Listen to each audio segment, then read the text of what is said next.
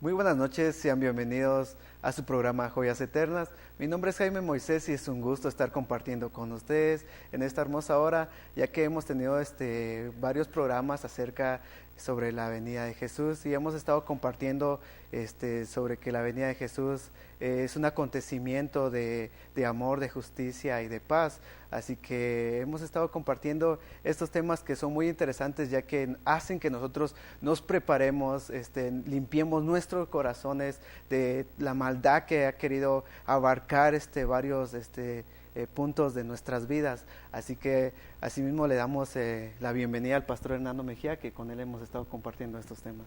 ¿Qué tal, James? Buenas noches, qué bendición poder estar contigo y con la audiencia, ¿verdad? Amén. Comencemos. Amén, pastor.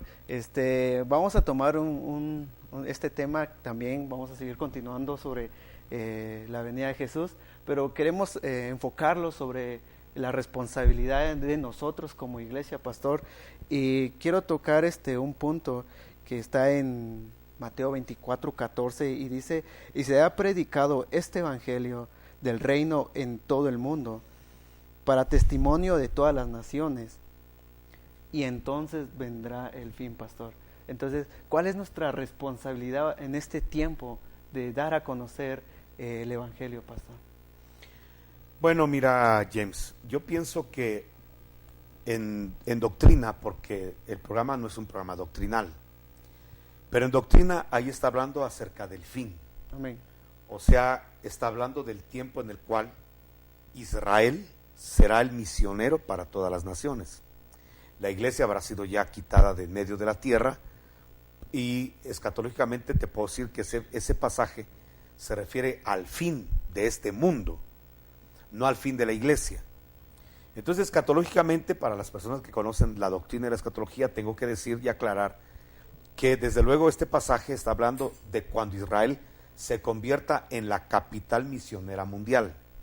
Recuérdate que Isaías se había profetizado que de Sión saldrá la palabra y la ley saldrá de Jerusalén.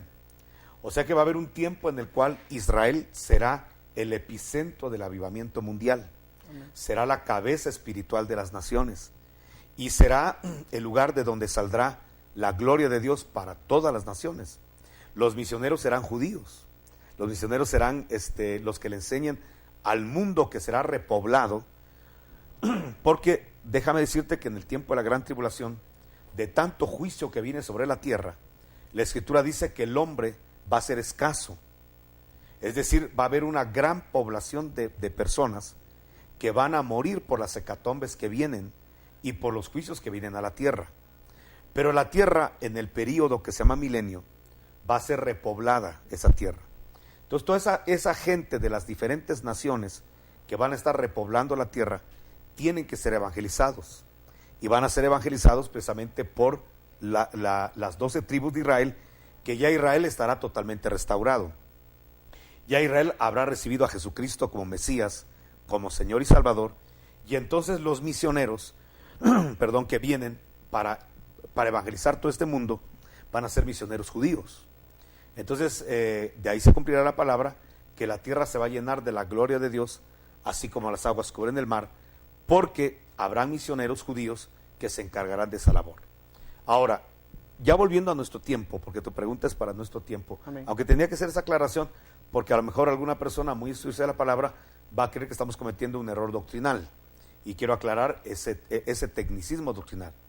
Pero en ese pasaje podemos inferir que lo mismo que Dios está pidiendo para Israel en el tiempo del milenio o del reino mesiánico de evangelizar las naciones, hoy es la responsabilidad de la iglesia.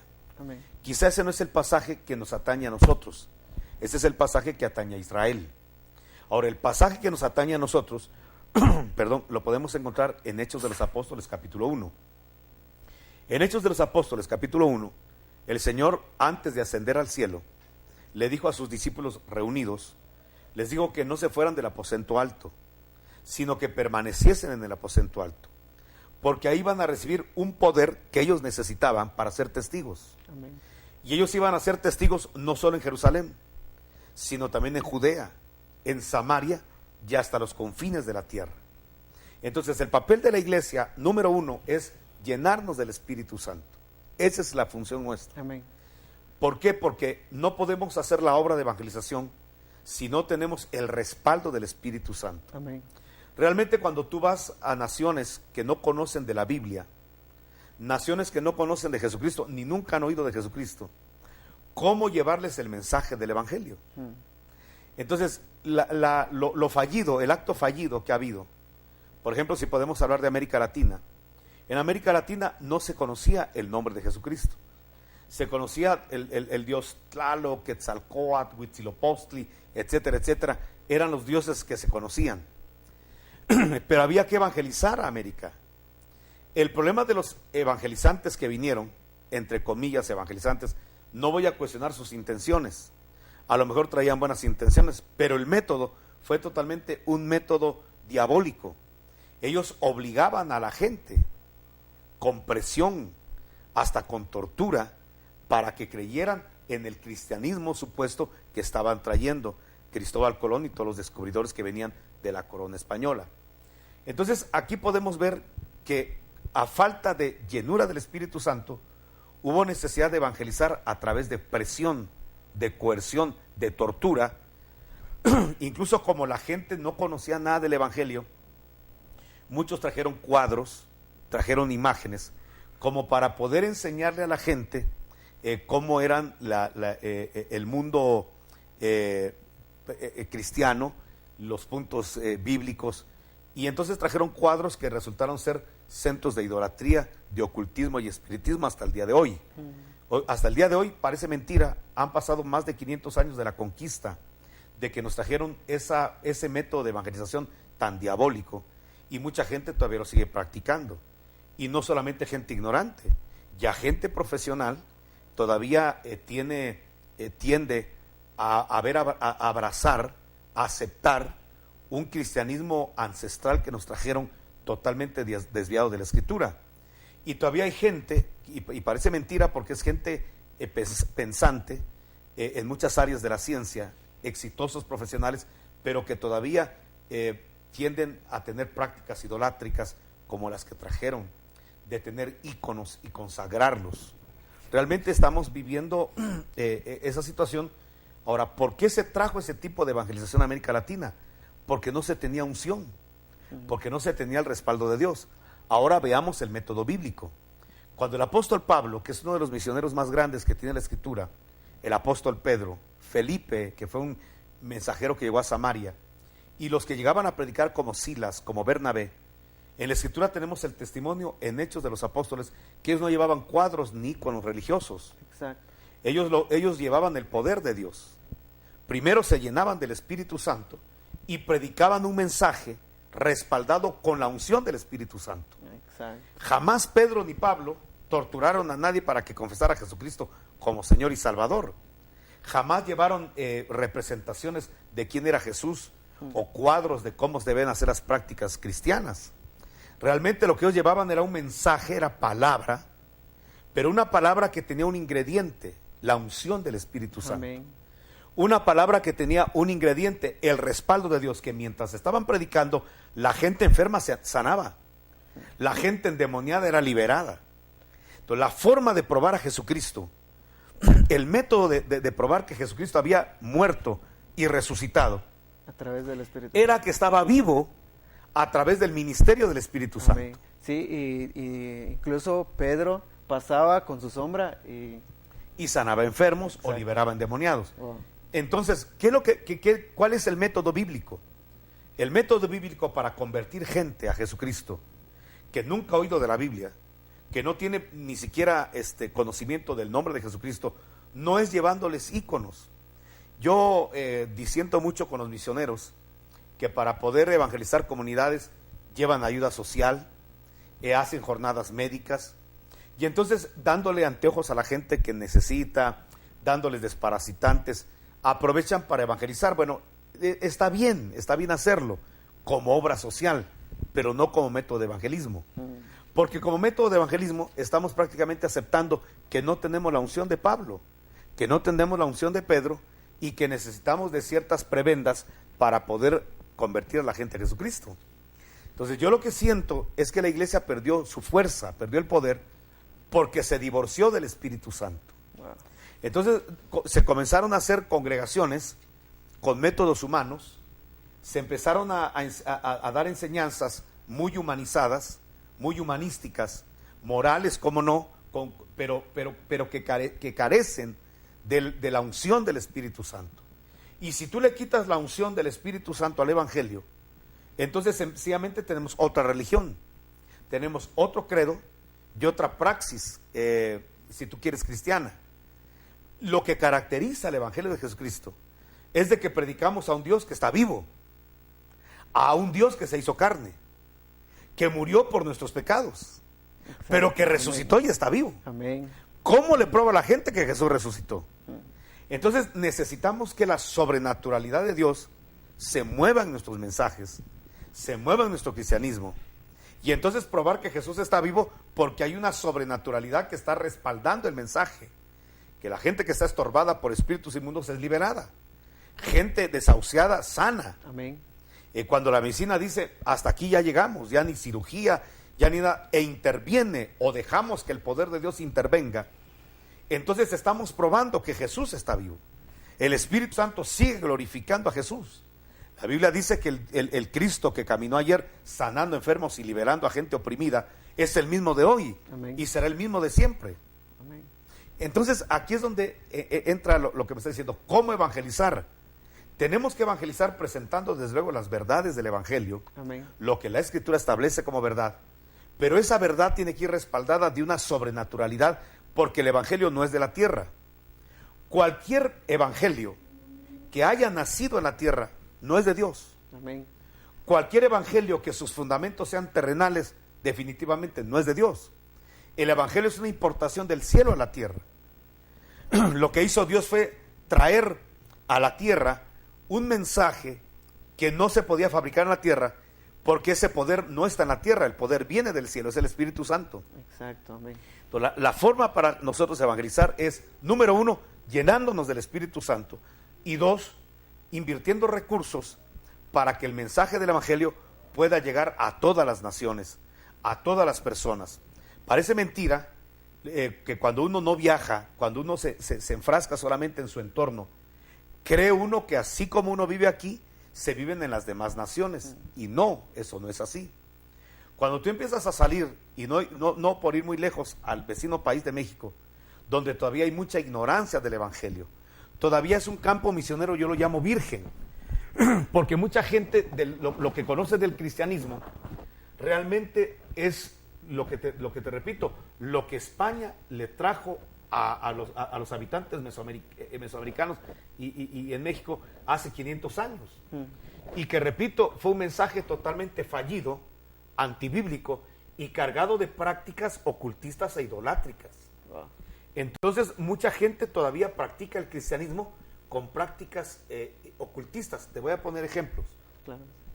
Hay gente hoy en día que todavía cree que un agua santificada por un líder ya tiene propiedades curativas, propiedades espirituales, y entonces la gente toma agua para poder rociársela, aplicársela y decir, wow, hoy me va a ir bien, porque el agua esta santificada a mí me está protegiendo de accidentes, de enfermedades, de bacterias, de virus, de las malas vibras, de los espíritus chocarreros, de lo que sea. La verdad que te ríes, la verdad que a mí me da risa ahora. Yo tengo que decirlo con humildad, yo también cometí ese tremendo error, que no es más que una práctica ocultista. El agua no tiene poder curativo, el agua no te puede proteger. Un demonio ve el agua y se mata de la risa, porque esa agua, aunque hayan orado por esa agua 10,000 ministros, esa agua sigue siendo H2O. Y si no agarra un poco de esa agua, llévala a un laboratorio y te vas a dar cuenta que sus elementos químicos no cambiaron, sigue siendo H2O. El oxígeno y el hidrógeno no te protegen de demonios, ni de enfermedades, ni de bacterias.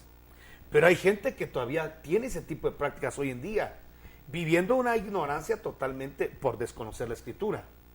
Bueno, te puedo hablar de que hay mucho cristiano hoy en día que para poder proteger su casa de demonios, de espíritus inmundos, Yo me acuerdo cuando fue la situación de la influenza, yo estaba en México, y la verdad que lo de la influenza fue muy fuerte en México. Como actualmente ahorita lo de Leo. Exactamente. Pero fíjate que fue algo muy, muy impresionante, porque a mí me marcaban y me llamaban de Estados Unidos, ovejas que tenemos allá, y me preguntaban, pastor, ¿qué hacemos? Porque fíjese que todo el mundo tiene un pánico, es que en Estados Unidos la gente vive en pánicos, ¿verdad? Y en fobias. Y entonces tenían el problema de que ya por la influenza y que estaba llegando a Estados Unidos, a los aeropuertos, la gente estaba con temores muy exagerados. Entonces hubo pastores, hubo ministros que empezaron a vender botellitas de aceite a $20. Entonces la gente dijo, mire, si usted aplica este aceite en su casa, en las puertas de su casa, en las ventanas de su casa, esa enfermedad no va a llegar a usted, ese virus no va a llegar a usted, porque usted está protegido con este aceite que está santificado y está ya bien orado. Entonces, esa es una práctica ocultista. Porque si tú aplicas el aceite en tu casa, en las ventanas, y viene un espíritu inmundo, un demonio, y ve ese aceite, eso no le va a causar ningún repelente, no hay ningún repelente. Exacto. ¿Me explico? Sí, sí. En el reino espiritual nos dejaron herramientas para reprender las áreas espirituales, porque sí, yo tengo que decir que ciertamente hay demonios, hay espíritus inmundos, principados, potestades, gobernadores y huestes de maldad, ángeles caídos y una gran gama de seres de las tinieblas que quieren minar nuestra salud, nuestra economía, nuestras vidas. Sí es cierto, pero nos dejaron herramientas. Como nuestra lucha no es contra carne y sangre, nuestras herramientas no son físicas, nuestras herramientas son espirituales. Entonces el apóstol Pablo, para que no seamos ignorantes y caigamos en ese sincretismo ocultista, entonces nos dice que nuestra lucha número 1 no es contra carne y sangre, exacto, sino contra huestes espirituales. Entonces en 2 Corintios el apóstol Pablo dice que las armas de nuestra milicia no son carnales, no son físicas. Es cierto. Entonces, si ya tenemos la Biblia, que el apóstol Pablo dice, si vas a pelear contra las tinieblas, contra un mundo espiritual, no uses armas físicas, materiales, porque las armas de nuestra milicia no son carnales. Exacto. Pero sí son poderosas en Dios para destruir esas fortalezas. ¿Cuáles son nuestras armas? Tenemos el nombre de Cristo, tenemos la sangre de Cristo, la palabra de Dios. O sea, tenemos varias herramientas espirituales para poder reprender, para poder echar fuera, para poder combatir las obras de las tinieblas. Pero nuestras armas no son materiales, no son carnales. Exacto. Pero sí son poderosas en Dios. Amén. Entonces, ahí es donde te digo que lamentablemente hay que reevangelizar a la gente en América Latina. Porque hay mucha gente que dice, yo creo en Cristo, pero tiene esas prácticas sincréticas. Hay que volverlos a evangelizar, para que aparten de su fe y devoción al Señor Jesucristo esas prácticas ocultistas, aún idolátricas, que a Dios le son abominables. Exacto. Cuando tú conoces la Biblia, te das cuenta que al Dios de la Biblia le molesta que tú le des poder intrínseco, que le des un poder a los elementos, incluso que hasta te postes delante de ellos creyendo que es Dios, y que a través de una devoción a un ícono tú vas a recibir bendición. Eso es abominable para Dios. Pero tenemos hoy en América Latina mucha gente así, que hay que reevangelizar al que se dice ser cristiano y enseñarle la Escritura, porque a veces con buenas intenciones podemos estar desagradando a Dios. Entonces te repito, a pesar de que tenemos ya 500 años de tener Biblia en América Latina, todavía hay necesidad de reevangelizar a la misma iglesia. La iglesia tiene que volver otra vez a los principios de la Escritura.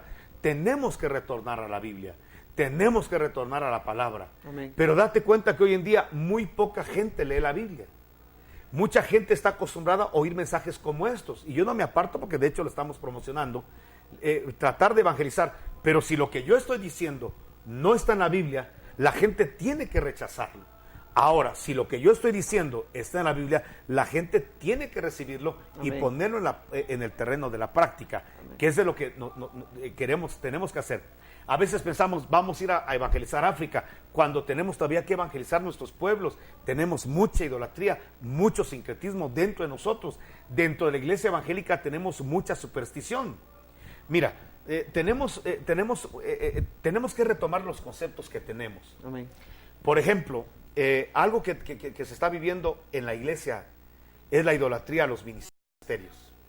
Mira, yo creo con todo mi corazón lo que dice la Escritura, que si nosotros los que predicamos el Evangelio sembramos en la gente lo espiritual, es poca cosa, dice el apóstol Pablo, que ustedes nos den a nosotros lo material. Como quien dice, yo te doy lo espiritual y tú ocúpate de mis situaciones económicas. Atiéndeme como pastor, como ministro. Eso lo dice la Biblia. Yo no me aparto de eso. No me aparto de que las ovejitas amen a sus pastores. Están agradecidas que fuimos los vehículos para que sanaran, para que se restauraran, para que las cosas que ya estaban por morir hayan resurgido, en cuanto a matrimonios, en cuanto a familias, que eso es lo que gracias a Dios es nuestro trabajo. Hijos de gente que de repente ya hicieron todo, fueron al recurso psicólogos, de centros de rehabilitación, y por más que hicieron no se pudo hacer nada por el alcohólico, por el drogadicto, y de repente entra un mensaje, y con un solo mensaje predicado con la unción del Espíritu Santo, el jovencito rompe esa atadura de las drogas y rompe la atadura del alcohol. Entonces yo entiendo que la gente esté agradecida con los vehículos que Dios usa, y que los atiendan y que los amen. De hecho, la iglesia debe amar, atender todas las necesidades del pastor y de su familia. Eso tiene que quedar muy claro. Pero del amor al pastor a la idolatría al pastor hay un velo muy tenue. Y lamentablemente muchos cristianos han cruzado esa frontera.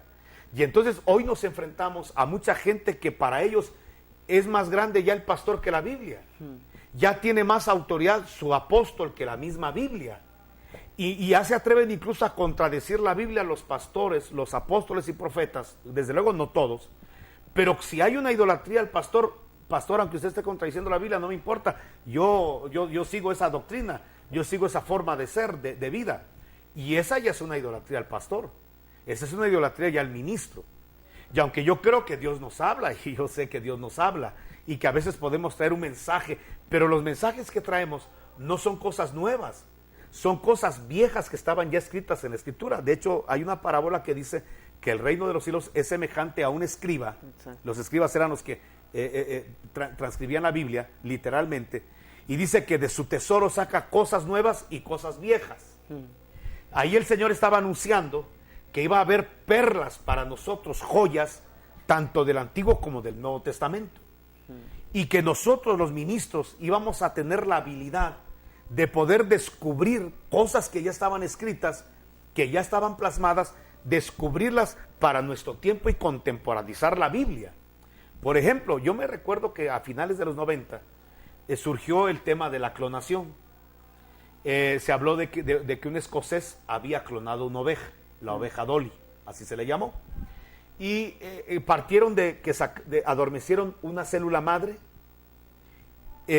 adormecieron una célula que querían ellos clonar, y entonces le quitaron a la que querían clonar toda la información genética que ya tenía esa célula. Se la quitaron, se la limpiaron, porque se pueden quitar genes de las células.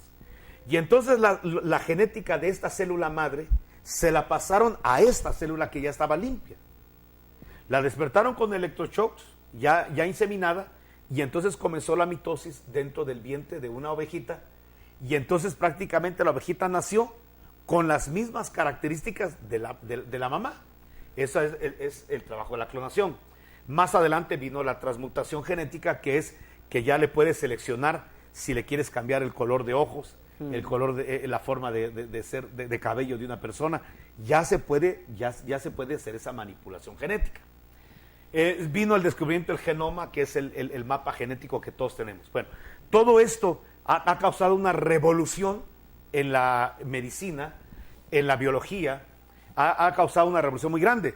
Pero si tú vas a la Biblia habla de esas prácticas. Por ejemplo, yo me acuerdo que yo tuve un teólogo, un maestro, gracias a Dios, no sé si gracias a Dios ya murió, lo que sí puedo decir es que gracias a Dios yo descubrí que lo que me enseñaba eran totalmente falacias. Wow. Porque el hombre negaba las historias de la Biblia. Cuando las historias de la Biblia, él no las podía llevar al terreno de la ciencia. Él decía que eran solamente fábulas, parábolas que se habían creado, inventado para poder orientar a los hombres. Entonces él, por ejemplo, nos decía a los alumnos que estábamos bajo su tutela, nos decía, por ejemplo, Adán y Eva, decía, esa historia es ficticia. ¿Cómo van a creer ustedes que de una costilla van a sacar a una mujer? Eso no es científico. Y como no es científico, entonces eso nada más es como una cábala o es como una parábola, y no jamás vayan a pensar que Adán y Eva existieron. Eso no existe. Así nos decía este hombre, ¿va? Yo la verdad que cuando lo escuchaba a él, yo decía, no, este hombre debe estar equivocado, debe estar errado. Pero no encontraba porque no había ciencia. ¿Por qué? Porque la ciencia está muy atrasada frente a la Biblia. La Biblia está muy adelantada a la ciencia. Pero en los 90s, cuando ya vino la clonación, entonces ya se hizo probable de que la narración de Génesis fuera totalmente bíblica, y lo que pasó con Adán y Eva. Wow. Porque ¿qué pasa con Adán? Lo adormecen igual que Adán es la célula madre que adormecen. Le sacan información genética de la carne y del hueso. Y con esa carne y hueso, Dios puede elaborar una mujer. O sea, hubo una transmutación genética. Y entonces cuando ya hablamos, los que conocemos de transmutación genética y del genoma humano y de clonación, sabemos que lo que pasó en el huerto es verdad. Amén. Que eso es totalmente probable. No digamos de un hueso y de un pedazo de carne. Hoy de una gota de sangre se puede clonar. Entonces cuando vemos ya los relatos bíblicos, vemos realmente la Biblia tiene razón. Y los descubrimientos de hoy del hombre, 1999 creo que fue lo de la oveja Dolly, imagínate frente a la Biblia que se escribió 1500 años antes de Cristo. Y ya poseía ese tipo de verdades. Amén. Y ese tipo de prácticas. Claro, el hombre las desconocía. Bueno, para terminar, porque el tiempo nos avanzó, ¿qué tenemos que hacer? Tenemos incluso que reevangelizar al mismo cristiano. Amén. Y antes de querer ir a conquistar el África, y no sé, ¿por qué no reconquistamos nuestras comunidades para Cristo? Amén. ¿Dónde te pruebo que Quetzaltenango necesita ser evangelizado? Mira cuánta gente está muriendo, asesinada. Mira cuánta gente hay en las cárceles que son de Quetzaltenango y de los lugares circunvecinos a Quetzaltenango. Entonces, necesitamos reevangelizar Quetzaltenango. Exacto. Está bien que la gente piense irse a las naciones, pero a mí me parece que yo no puedo ir a las naciones si antes mi comunidad, yo no me he esforzado para hacerlo en mi comunidad. Tenemos que partir por Quetzaltenango, los que vivimos en Quetzaltenango, para hacer algo por Quetzaltenango antes de pensar ir al África, que para empezar hay que gastar muchos recursos. A mí cuando vienen misioneros, miren, necesito 15,000 quetzales para irme a mi pasaje. Con 15,000 quetzales pongamos otro programa de televisión, salgamos a las calles a ver a la gente que está drogadicta, que está alcoholizada, hagamos algo. Vaya, aparte necesitamos 5,000 para que usted me mantenga, 5,000 para que nos mantengan mensualmente, porque ese es el gasto. Con 5,000 quetzales abrimos otra iglesia. Con 5,000 quetzales mensuales hacemos algo aquí en esta comunidad que bien se necesita, con los niños huérfanos, con los niños que, ¿por qué no hacer un programa para jovencitos que están siendo afectados emocionalmente por los divorcios de los padres y las separaciones de los padres? ¿Por qué no hacemos programas en nuestra ciudad más interesantes de evangelización? Y entonces ya después ser una ciudad modelo para las naciones. Amén. No una persona que quiera ser modelo para una nación, sino una ciudad que pueda ser modelo para una nación. Exacto. A veces disentimos un poco en los conceptos, en los criterios. Bueno, pues el tiempo, James, se nos fue, no puedo hablar más. Dios te bendiga. Gracias, pastor. Le agradecemos a Dios por este tiempo, ya que nos da a conocer sus verdades. Así que les agradecemos por habernos acompañado en esta noche y no se pierdan el siguiente programa.